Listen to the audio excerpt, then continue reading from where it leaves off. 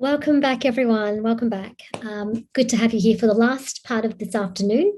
And we are going to launch into something a little different. We have a story to inspire that's going to be led in an interview by the Centre for Cultural Diversity and Ageing's manager, Lisa Trebuzio, who's going to be in conversation with Danijela Hlis. She is a full-time carer, author, and advocate on the topic of depicting the lives of people of CALD background in Australia living with dementia. Danijela has lived and worked besides Australia, in Paris, Geneva, London, and Rome. She was also a full-time carer to her parents while she was an owner of a tourism complex in Tasmania. She's fluent in French, Italian, Slovenian, English, and determined to make a difference for all Australians living with dementia, especially those forgetting English and reverting to their mother tongue. Her mother had dementia, and her aunt and three of her best friends. As a bicultural social support worker, presenter, published author, and a diversional therapist, Danijela has been actively involved in over 30 dementia research projects in the last 12 years and was involved with the Queensland Health and Dementia Australia, as well as Hammond Care. She's done a wealth of things. She's aligned to various organisations and projects and steering groups, and she's a strong advocate for international collaboration on dementia research and care. Please welcome Danijela and Lisa. Thank you so much, Tasneem, for that introduction, and it's a great pleasure to be able to interview Danijela in this session. I've had chats with Danijela leading up to this session, and it's just been such an interesting journey to be able to learn what motivates her to do the work that she does and what inspires her to continue to have conversations around the rights of people living with dementia, and especially because she's had a lived experience.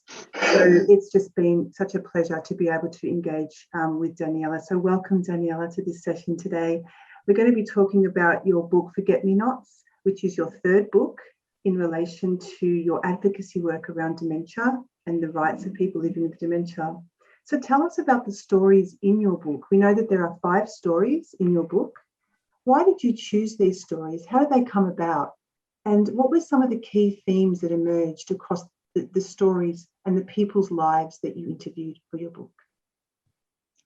Thank you, Lisa. And may I just say that I've been following the afternoon sessions, and I'm thrilled with all the presenters and all the work that is going into this field. So thank you for having me. This is the little book. Hope everybody can see it. And my key stories are lived life stories of my family and friends who are aging and living with dementia and disability, who are feeling isolated, reverting to mother tongue, feeling excluded because of cultural diversity and lack of English. And researchers definitely need to start having us participate in their research because our needs are not well known.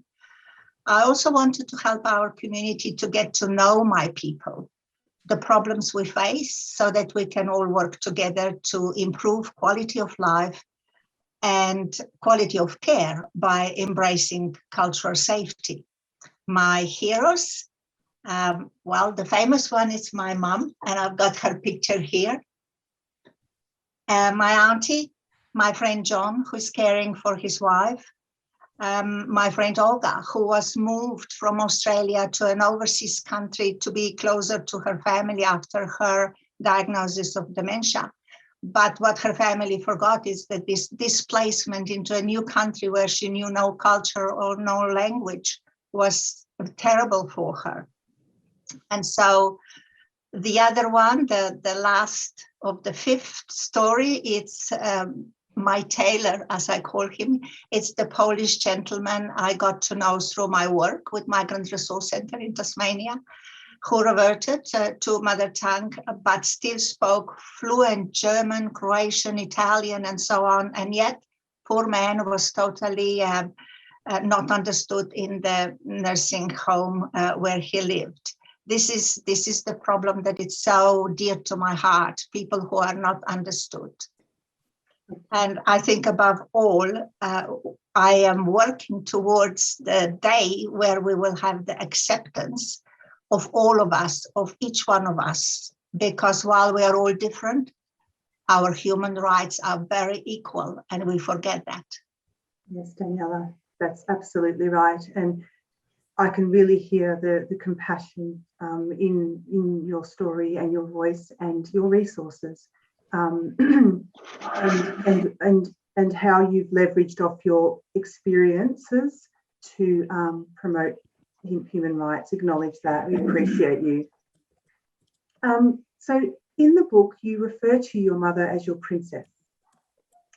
And so there is a story about your mother and her misdiagnosis, but also her journey. So what helped you both on your journey into aged care services? So talking of my mother first, the name, the princess, came from actual experience that we both had one day when, through misdiagnosis, she was going through very, very difficult time. She felt something was terribly wrong in her brain. And she said that day to me, "What's wrong with me? Am I going crazy? My brain just keeps running. Who am I? I no longer recognize myself." And just to put her at ease, I said, "Well, Mom, who would you like to be?" And so she smiled and she said, "I would love to be a princess." And because I knew how difficult life was becoming for her, I said, "Right, let's go shopping." So we did all the op shops in Hobart, in Tasmania. We bought tiaras, we bought crowns, we bought rings and beautiful clothes, and she became the princess. And she enjoyed that very, very much. That's wonderful. I think one thing that helped us is that I was constantly with her, because she spent a lot of her years living with dementia at home with me. I even sponsored students from Slovenia who came for 3-4 months at a time, so they would help me because I was also running a business. Family and friends came all the time, so she was really living in an ethnic-specific environment while we were all at home. She enjoyed Slovenian music and so on.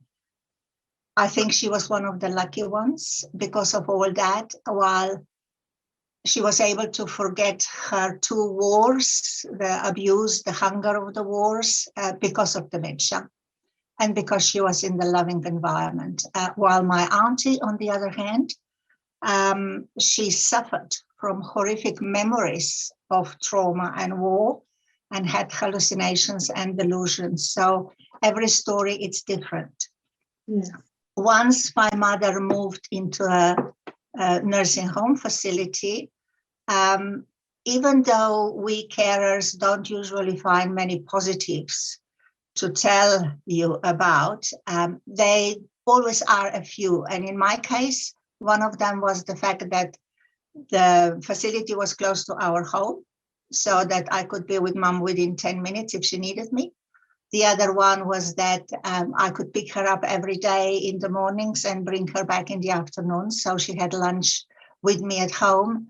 And the facility accepted my frozen meals if I wasn't able to have Mom at home. So they would just warm up a prepared and frozen meal because my mom certainly didn't know and didn't like Australian cuisine as such. And then we had all the talking albums, bilingual posters, bilingual cards for nurses. The facility was very good because they accepted my workshops on cultural diversity, ethnic-specific care, management and staff were eager to embrace all that because they understood it wasn't just to offer better care, but it was to enable them to have more job satisfaction, understanding their clients' needs better. And the biggest positive for me and other carers in situations like that, it's actually that we cease being that exhausted physical carer. The showering, the dressing, the toileting, medication, and looking after Mom when she wandered during the nights all that was taken away from me, and she was well cared for. So we had quality time together, and my health got better, and we really enjoyed it, even though living with dementia is very hard. I hear you. Thank you so much, Danijela, for sharing that story, and for bringing your mother back into the space as she deserves. Thank you. And also for us to learn that you as a carer was also a proactive carer. So you helped the aged care sector to learn about what your mother needed. And I think that was that whole collaboration that happened between you and your family and the service. So I think that's a really important point to note around you introducing training to the sector, and some resources around the communication cards and some of the things that she needed. And I just wonder now, as we end the session, firstly, how can people get a hold of your book? But we will talk about that a bit later. But secondly, how do you look after yourself as a carer? What helped you to be strong and resilient with the amount of caring that you've done, Danijela? So do you have any tips for being a carer and being strong in keeping your... So obviously, caring for your parents for many years has turned me into a real advocate for carers. I feel that carers are extremely neglected, used, and taken for granted by our society, by our government, and I feel very strongly about it. And there is not enough in the recommendations of the Royal Commission.